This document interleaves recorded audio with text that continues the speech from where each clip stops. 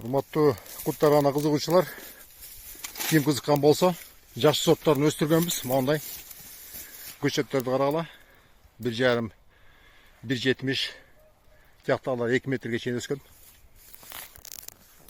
Мен өзүм плантациямга келдим, 1 гектар.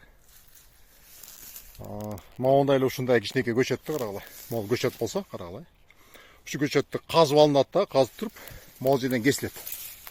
Могул жерден кесип туруп, тамырын жөнөтөбүз. Ошону тиксеңер, мына 1,5 жылда моундай жоонуп коет.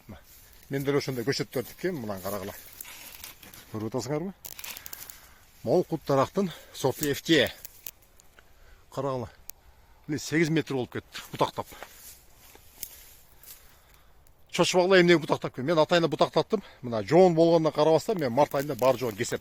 Кескенде ана түп-түз жакшы өсүүчү стройматериалга кут дарак өсүп чыгат. Ошолордон стройматериал алып. Мен айткан себебин айттым, менимче эмнеге чартактап жүрдүм деп. Чек стресс кылган жокмун. Кудай буйруса, мына мартта 2025 чек стресс кылам дагы. И мооларды полностью стройматериал кылып. Мына орто чендеге могул ортосуна эми клиенттер үчүн тигип койгом. А так мына аралыгы 4 метрге 4 метр, мына чоңдору кылат. Мына 4 метр, тиги 4 метр. И бул жакта бул жерден баштап тиги чоңго чейин да 4 метр. Өзү 4 метрге 4 метр тигиш керек. Андай кылбасаңыз, көрүңөр, бутагы бул абдан чоңоюп кетет дагы, бири-бирине мешать берип калат.